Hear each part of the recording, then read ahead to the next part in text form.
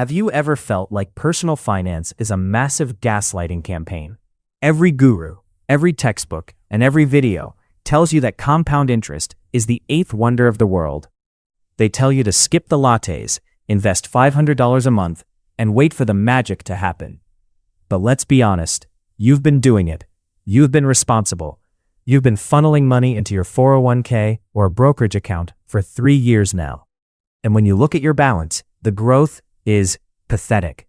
You contributed $6,000 this year, and your portfolio went up by maybe $80 from actual returns. The math doesn't seem to match the hype. It feels like a slow drip of disappointment, and you start wondering if you're being scammed.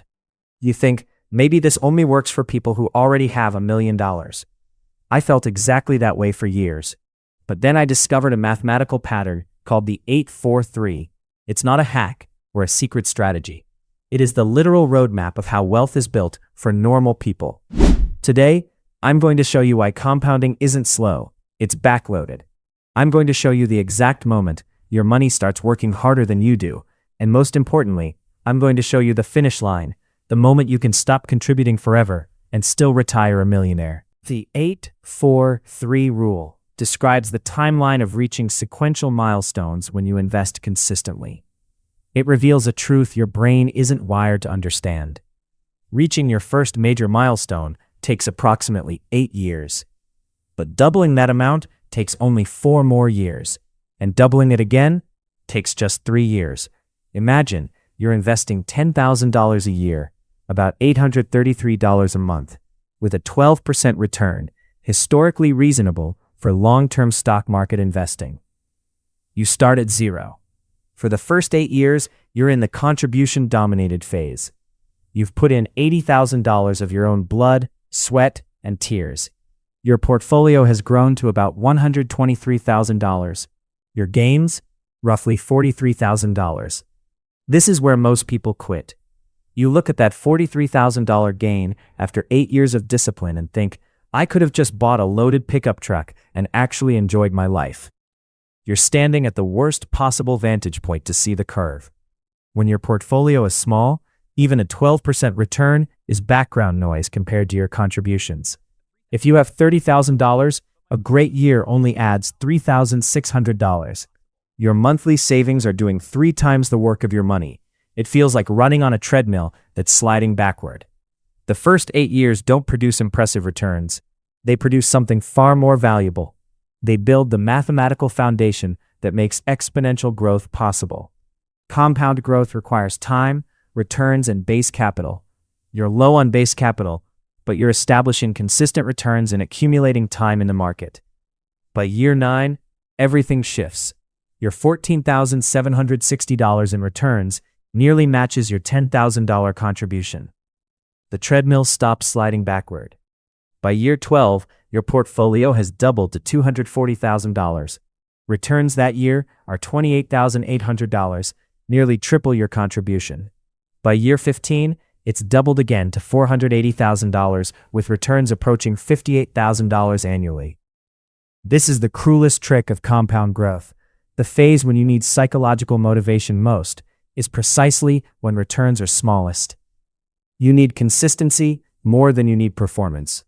A reliable 10% return beats an average of 12% with volatility.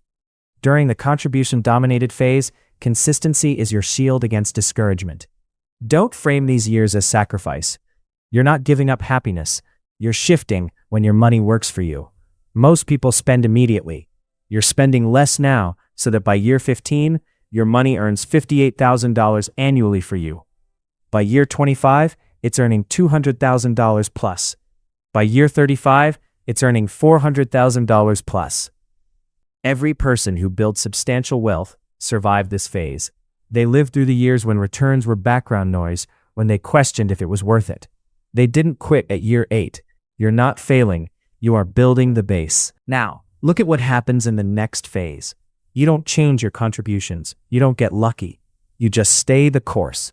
In just 4 more years, at the 12-year mark, your portfolio has grown to approximately $241,000. Think about that. It took you 8 years to get to $123,000. It took only 4 to add another $118,000. Your account merely doubled in half the time. This is the crossover moment. For the first time, your gains, $121,000, have exceeded your total contributions, $120,000. Your money is now pulling equal weight in the harness. You aren't doing all the work anymore. You've officially entered the transitional phase. The mathematics have fundamentally shifted. In year 12, returns generate $28,800, while your contribution adds $10,000. By year 15, returns are nearly $58,000 annually. Your money is now doing more work than you are. This isn't luck. This isn't magic. This is exponential mathematics finally becoming visible. While you've been quietly compounding, most of your peers have made different choices.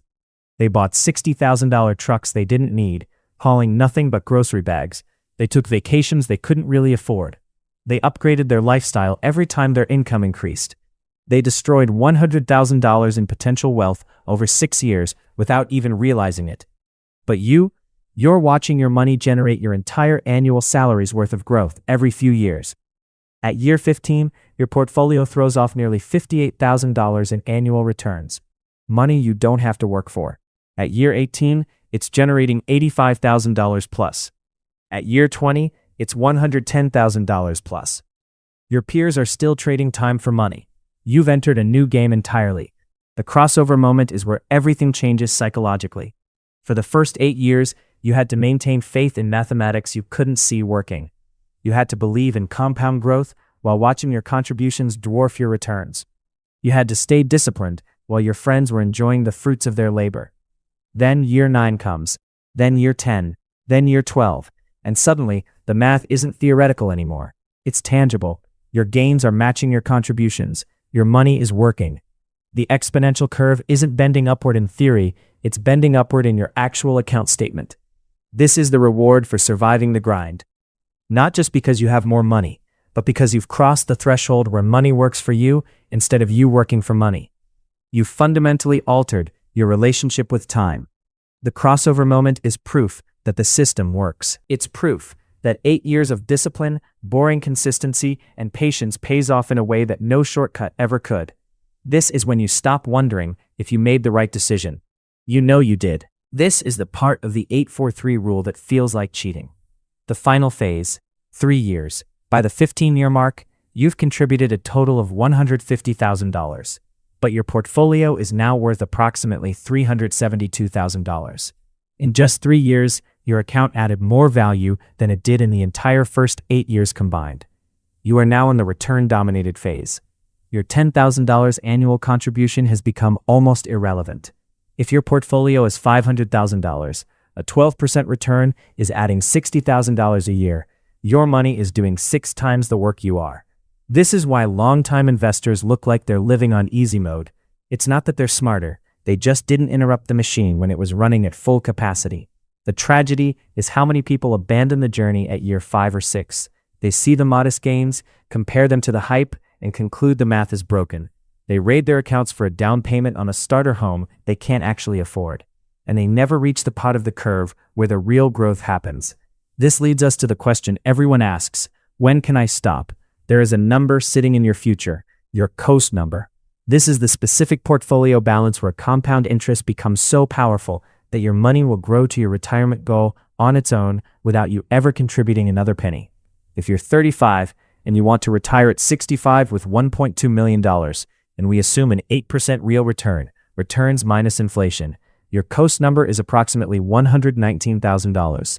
Read that again.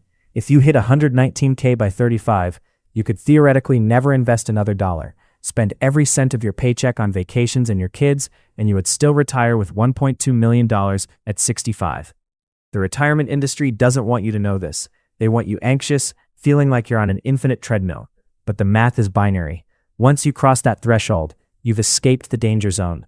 We've been conditioned to think being rich is about income.